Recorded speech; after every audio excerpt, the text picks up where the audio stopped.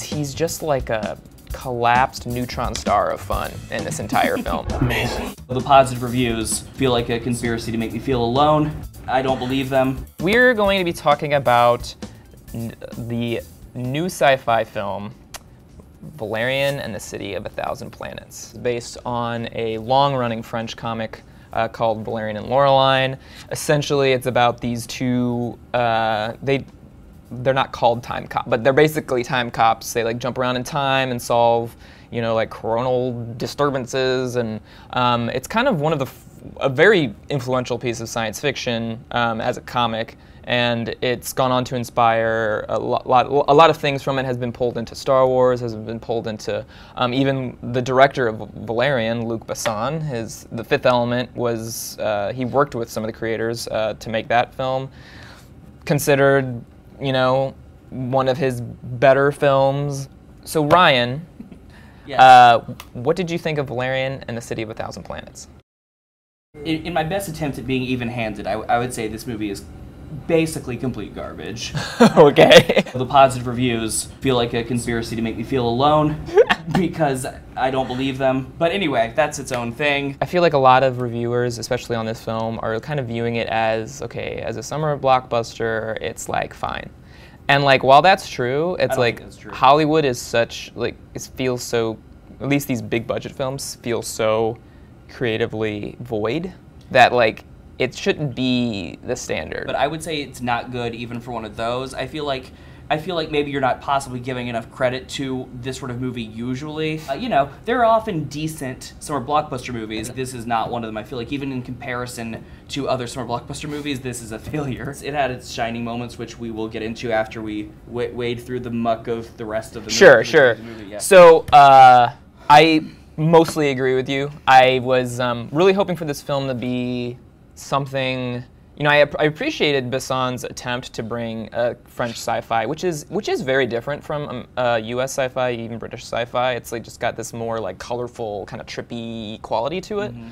And I thought it would be kind of like refreshing, get away from like the sad like Alien franchise, like you know, it's like this more upbeat, more kind of adventurous, kind of pulpy sci-fi. I was really hoping that this was going to be something that would be this like renaissance for French sci-fi.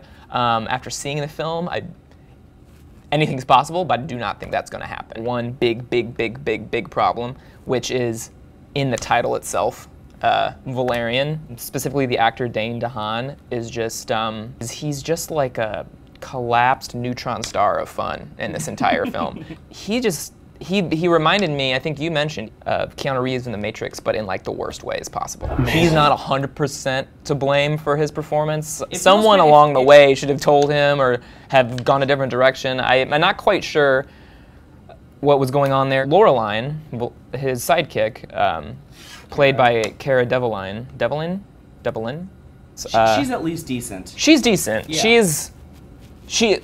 She could have really used the chemistry with wet log of a co-star. Yeah, they just had no chemistry. But to me, though, I will say it doesn't feel so fair to necessarily single out his terrible acting. I mean, terrible though it is, I feel like that is just symptomatic of a larger issue with the movie. I mean, the script to me is the largest problem with this movie. Mm-hmm. That just how sort of off emotionally it feels, or how emotionless it feels in general, I think, and how just sort of thoughtless and careless it seems. And it was written solely by Luc Besson, yep. Right? Yeah, great idea, but but like, I don't know why you wouldn't bring in the creators of the comic to come in, or because why would you? Because he got this. So the Valerian and Laureline, they're the main romantic relationship. It's like kind of this tacked on, kind of cheesy, horribly done. It's offensively cheesy.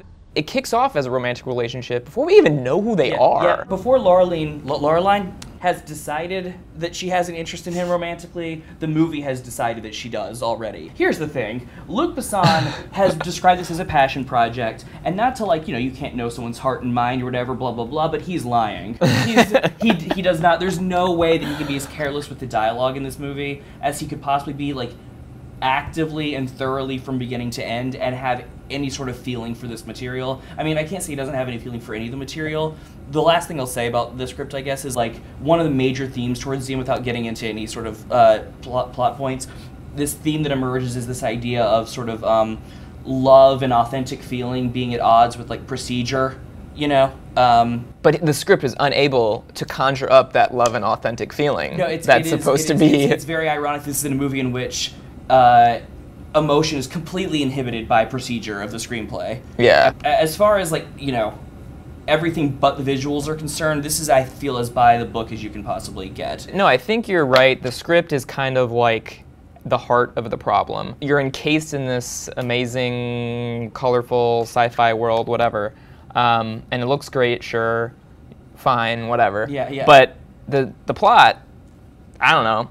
It first off, it goes all over the place, and it's in the middle of the film is super like slow. It's like some military conspiracy thing, and lots of moments in the film where you see that like that annoying Hollywood trope of being like, let's take a moment to explain what's happening to the audience. Like they don't like respect our intelligence to like know what's happening. Unfun, as you were starting to say. Unfun, yeah. Rihanna's in this as well. She plays a minor character. She's kind of cool in the Besson sort of. But when she exits, way. but when her character exits the film, yeah, I can see the film being like, this is really sad, and like me as a human watcher, it's just like a void of emotion. As you were mentioning, there was reason to have more hope for this. I almost think like maybe executive oversight would have been good. I don't know. Those are just. I'm going to say the tip of the iceberg of things we didn't like. Yes, we could drill down into the specific scenes. But who has the time or the emotional energy? We already lived through it once.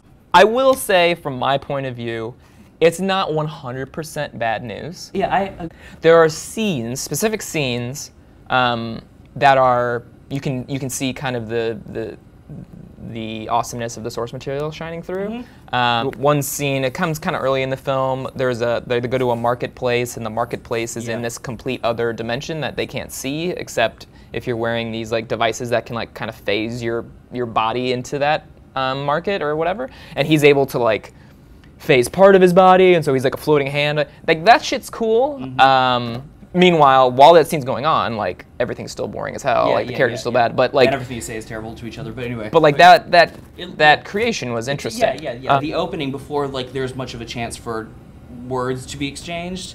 I was in. I was like, okay. I mean, I was the first opening sequence by far. I think was maybe the best. I would like to watch that just over and over again as a self-contained. Totally agree. All downhill from there, but we didn't know that yet. The thing that I find sort of frustrating with some of the reviews I've seen, and I've sent this to you a million times, and I think you agree with me. It is a pretty looking film. Yeah. Lots of people are saying how. Or Besson himself said, like, well, Avatar means we can do anything we want. Clearly, he was like, this is his just like CGI packed, like, look at all these visuals. And it is true. Mm-hmm. There are cool visuals, cool things to see, for sure.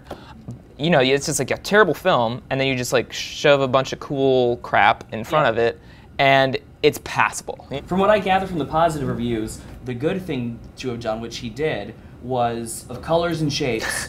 Apparently, all they need for good sci-fi is a variety of colors and shapes, rather than just the same color and shape. A variety is where it's at.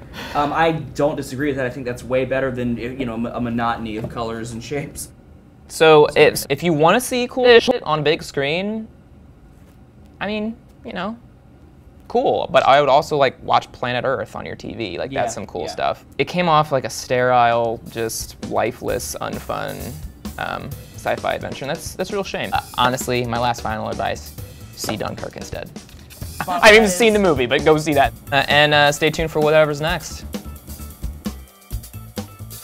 Amazing. Amazing.